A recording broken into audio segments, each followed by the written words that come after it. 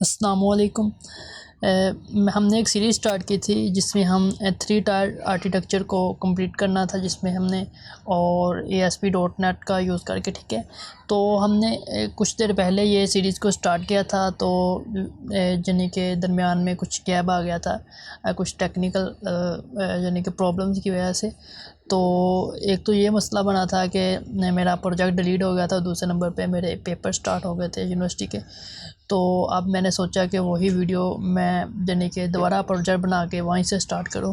तो उस जो मैंने न्यू प्रोजेक्ट बनाया है, अब जो पहले डिलीट हो गया था, जो मैंने वीडियो रिकॉर्ड करके रखी थी, वहाँ से देख देख के अब मैंने न्यू जो प्रोजेक्ट बनाया है उसका मैं ओवरव्यू दूंगा कि उसमें जो पहले मैंने वीडियो रिकॉर्ड की थी उसमें कुछ मसले थे। एक तो वॉइस प्रॉब्लम था और उसमें कुछ एरर्स थे, ठीक है, जो हमने साथ साथ रिजॉल्व कर लिए थे, ठीक है। तो बेसिकली इस वीडियो में मैं यानी कि ओवरव्यू देना चाहता हूँ जो इंसर्ट ऑपरेशन है 3 टायर आर्किटेक्चर यूजिंग ASP.NET, ठीक है। तो इस वीडियो में ओवरव्यू देंगे। अगर आपने पिछली 3 वीडियोस देखी हैं तो अच्छी बात है, अगर नहीं देखी तो आप वो देख लें, क्योंकि उसमें मैंने डिटेल में समझाया हुआ है, ठीक है। तो अगर आप ये पिछली 3 वीडियो देखी और ये भी देखना चाहते हैं तो अच्छी बात है, अगर नहीं देखना चाहते, आपके पास टाइम नहीं है तो ना देखें, आप नेक्स्ट वीडियो को जो नेक्स्ट जो भी ऑपरेशन है उसको देख सकते हैं, ठीक है। तो मैं अपना VS कोड ओपन करता हूँ। तो यहाँ पे जो हमारा स्टेप 1 होता है बेसिकली, उसमें हमने अपना ये फ्रंट एंड डिज़ाइन कर लिया था। ये कोई मुश्किल चीज़ नहीं है, ठीक है। तो फ्रंट एंड डिज़ाइन करने के बाद यहाँ पे हमने अपने यानी कि वेरिएबल्स को सेट कर लिया था, जैसे कि यानी कि जो इसका IDs वगैरह हमने सेट कर ली थी, ठीक है। तो अगर हम प्रॉपर्टीज़ में जाएं तो वहाँ पे जाके हम अपनी IDs वगैरह सेट कर सकते हैं, ठीक है। तो ये कोई मुश्किल चीज़ नहीं है, ठीक है। उसके बाद नेक्स्ट हमारे पास जो स्टेप होता है कि हमने अपनी 3 लेयर्स बनानी है। कैसे बनानी है वो मैं एक बार आपको बता देता हूँ, ठीक है। आपने यहाँ पे आना है, ये इंस्टीट्यूशन, ठीक है। यहाँ पे क्लिक करने के बाद आपने ऐड पे जाना है, न्यू प्रोजेक्ट पे क्लिक करना है। यहाँ से आपने जो क्लास लाइब्रेरी को सेलेक्ट कर लेना। यहाँ पे आपने सेलेक्ट करना है CLASS सर्च करना है, सॉरी, क्लास लाइब्रेरी, ठीक है। C# एंड्रॉयड लेने, ठीक है। ये आपने मेक श्योर करना है कि ये C# यानी कि हो, ठीक है। तो आपने C# वाली जो यानी कि लाइब्रेरी है उसको देख लेना, ठीक है। Class library C# window library, ठीक है। तो आप ये वाली लाइब्रेरी को सेलेक्ट कर लें, क्लास लाइब्रेरी .NET फ्रेमवर्क, ठीक है। तो इस तरह आप इसको सेलेक्ट कर सकते हैं, ठीक है। तो इसे मैं क्लोज़ करता हूँ क्योंकि मैंने ऑलरेडी बनाए हुए हैं, ठीक है। तो उसके बाद हमने AppRops और DAL और BAL, इस तरह हमने 3 लाइब्रेरीज बना ली। उनमें हमने अपनी क्लासेस को ऐड किया, ठीक है। तो मैं सबसे पहले AppRops को ओपन करता हूँ। यहाँ पे आपने सिंपली आके अपने वेरिएबल्स डिफाइन करने, जो भी आपने इसमें अपने जितनी भी फील्ड्स दी होंगी उस हिसाब से, ठीक है। तो उसके बाद आपने ये पब्लिक इंट ID गेट और सेट मेथड्स को कॉल करके आपने इस तरह लिख लेना है। ये मैंने पिछली वीडियो में बहुत डिटेल से बताया हुआ है, ठीक है। उसके बाद जो नेक्स्ट हमारा स्टेप आता है वो DAL है, डाटा एक्सेस लेयर, जिसमें हम अपनी क्यूरीज़ वगैरह को लिखते हैं, ठीक है। सबसे पहले तो हमने अपना कनेक्शन बनाना है, ठीक है। कनेक्शन मैंने बहुत डिटेल में पिछली वीडियो में बताया हुआ, तो आपने देखी होगी, ठीक है। तो ये हमने कनेक्शन बना लिया और उसके बाद हमने एक मेथड बनाया है पब्लिक इंट, जिसकी हमने यानी कि रिटर्न टाइप थी वो इंट रखी थी, इंट इंसर्ट डाटा DAL, ठीक है। इसमें हम AppRops का ऑब्जेक्ट पास कर दिया था और SQL कनेक्शन का ऑब्जेक्ट बनाया था, ठीक है। उस तरह कनेक्शन को ओपन किया था ऑब्जेक्ट को यूज़ करके, कनेक्शन ऑब्जेक्ट को। इसी तरह हमने यहाँ पे क्यूरी लिखी थी अपनी। तो इसको मैं यहाँ से इस तरह कर लेता हूँ, ठीक है। तो ये हमने अपनी क्यूरी लिखी हुई है, ठीक है। तो ये जो हमने सबसे पहले दी है टायर आर्किटेक्चर, ठीक है।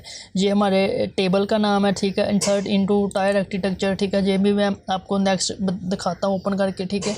ये हमारे कॉलम्स का नाम है जो हमने रखे हुए हैं, और उसके बाद ये हमारी ID, और ये आप कुछ भी रख सकते हैं, ठीक है।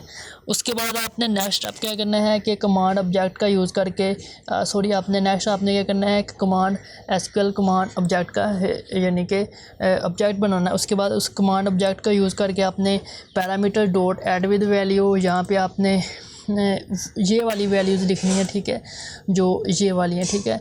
यहाँ पे आप कुछ भी लिख सकते हैं और वही वैल्यू फिर आपने यहाँ पे लिखनी है, ठीक है, इस जगह पे, ठीक है। और कोमा लगा के आपने एप्रोब्स का ऑब्जेक्ट कॉल करके डॉट आई डी यानी कि जितनी भी आपने एप्रोब्स में ये ऑब्जेक्ट क्रिएट किए होंगे, int ID, string name, string roll number, ठीक है, ये आपने सारे गेट कर लेने, ठीक है। उसके बाद आपने एक इंट नाम का वेरिएबल लेना है, क्योंकि एग्जीक्यूट नन क्यूरी जो कि एक इंटीजर वैल्यू को रिटर्न करता है, इस वजह से आपने इसको एक इंट रो में एक यानी कि ले लेना है। आप नहीं भी लेंगे, सिंपल लिख देंगे command object dot execute non query, तो ये चलेगा, कोई मसला नहीं होगा, ठीक है। ये हमने इस वजह से लिया है क्योंकि ये रिटर्न करेगा रो को, ठीक है, क्योंकि हमने ऊपर यानी कि इंटीजर टाइप ली है, ठीक है।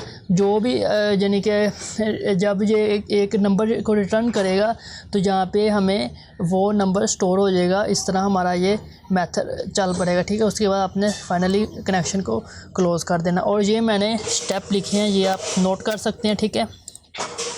उसके बाद नेक्स्ट जो हमारा स्टेप होगा स्टूडेंट BLL पर, ठीक है। तो यहाँ पे हमने सिंपली अपना ऑब्जेक्ट बनाना है DAL का, ठीक है। और उसके बाद ये हमने एक मेथड बनाया इंसर्ट डाटा BLL, ठीक है, इंटीजर टाइप इसकी रखी है, ठीक है।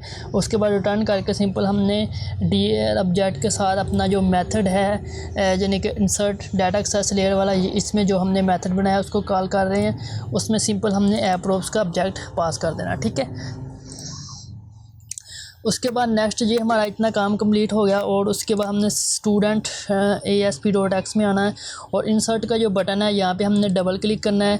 तो ये इस तरह हमारे पास जो इंसर्ट का बटन होगा वहाँ पे हमें ले आएगा। यहाँ पे हमने कुछ कोड लिखना है। सबसे पहले हमने अपना एप्रोब्स का ऑब्जेक्ट बना के अपने जितने भी वेरिएबल्स के हमने वेरिएबल्स यानी कि गेटर और सेटर सेट किए थे उन सबको एक्सेस कर लेना। उसके बाद हमने जो भी हमारी टेक्स्ट फील्ड्स के वेरिएबल्स होंगे, ठीक है, उनको डॉट टेक्स्ट करके हमने सबको यानी कि यहाँ पे गेट कर लेना, ठीक है, जो भी आपने आईडीज़ रखी होंगी, ठीक है। और उसके बाद इंट रिज़ल्ट यानी कि आपने एक इंट नाम का वेरिएबल है ना, उसको यानी कि कोई भी आप यहाँ पे नेम रख सकते हैं, स्टूडेंट BLL ऑब्जेक्ट, ठीक है। यहाँ पे ऊपर हमने बनाया होगा स्टूडेंट BLL, ठीक है, ये, ठीक है। इसको कॉल करने के बाद हमने इंसर्ट जो हमने मेथड बनाया है ये वाला BLL में, ठीक है, उसको हम कॉल कर रहे हैं, ये वाली जो बिजनेस लॉजिक लेयर वाला, ठीक है, उसको हम कॉल कर रहे हैं। उसमें हम एप्रोब्स को पास कर रहे हैं और उसके बाद हम ये वेरीफाई कर रहे हैं क्या हमारा डाटा यानी कि ऑपरेशन परफॉर्म कर रहा है या नहीं। और एक और मेन चीज़ जो आपने करनी है कि आपने यहाँ पे जितने भी अपने सबसे पहले क्योंकि हमने DAL पे काम करना है तो यहाँ पे हम राइट क्लिक करेंगे, ऐड पे जाएंगे और यहाँ पे हमें मिलेगा रेफरेंसेस, ठीक है। जैसे ही हम रेफरेंसेस में आएंगे और हम यहाँ पे अपने क्लिक करेंगे प्रोजेक्ट पे, ठीक है। जैसे हम प्रोजेक्ट पे क्लिक करेंगे तो आपने एप्रोब्स को टिक कर लेना, ठीक है। तो और उसके बाद आपने इसी तरह BLL में आना है। ये आपने सबसे पहले स्टेप यही परफॉर्म करने हैं किसी भी क्लास में काम शुरू करने से पहले, अदरवाइज़ आपको ये एरर आएगा, ठीक है। और इसी तरह आपने ऐड पे आना है, रेफरेंसेस पे आना है, ठीक है। जैसे ही आप रेफरेंसेस में आएंगे यहाँ पे आपने एप्रोब्स और DAL को यानी कि चेक कर लेना, ठीक है। इसी तरह एप्रोब्स में आपने आना है, ठीक है। तो यहाँ पे ऐड पे जाएंगे, रेफरेंसेस में जाएंगे तो यहाँ पे आपने किसी भी चीज़ को चेक नहीं करना, ठीक है। और इसके बाद आपने यहाँ पे जिस चीज़ को चेक किया है उनको यानी कि BLL और एप्रोब्स इनको इंपोर्ट भी कर लेना, ठीक है। तो ये मैंने जो पिछली 3 वीडियो है उसमें मैंने बहुत डिटेल में ये सारी चीज़ें कवर की, जैसे मैं इस वजह से अब रिवाइज़ कर रहा हूँ कि ये जो वीडियो मैं ऐड करूँगा ये एक वॉइस का प्रॉब्लम सॉल्व हो जाएगा और एक बार जो मैंने न्यू प्रोजेक्ट बनाया है वो रिवाइज़ हो जाएगा। कोई वेरिएबल्स वगैरह जिस तरह कि आपकी कन्फ्यूजन हो नेक्स्ट जब मैं प्रोजेक्ट बना रहा हूँ तो आपकी वो कन्फ्यूजन दूर हो जाए, ताकि आपको पता चल जाए कि मैंने न्यू प्रोजेक्ट बनाया है, मेरा जो प्रीवियस प्रोजेक्ट है वो डिलीट हो गया, ठीक है। और अब मैं इसे एग्जीक्यूट करता हूँ। सबसे पहले तो मैं अपना SQL सर्वर मैनेजमेंट स्टूडियो को ओपन करता हूँ और ये ओपन हो जाए।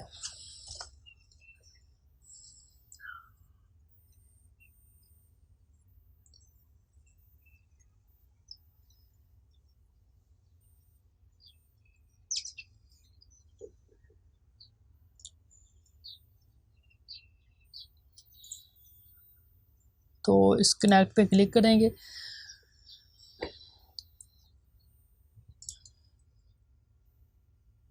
तो यहाँ डाटाबेसेस में आएंगे और यूट्यूब 3 टायर के नाम से यहाँ पे हमें टेबल्स में आएंगे और यहाँ टेबल्स में हमें मिलेगा टायर आर्किटेक्चर, ठीक है, जो मैंने आपको बताया था, ठीक है। तो यहाँ स्लाइड पे क्लिक करेंगे और यहाँ पे हमें अपने रिकॉर्ड्स शो हो जाएंगे, ठीक है। तो ये मैंने 2 रिकॉर्ड यानी कि किए हुए हैं ऐड, ठीक है। तो उसके बाद मैं अपने प्रोजेक्ट को एग्जीक्यूट करता हूँ।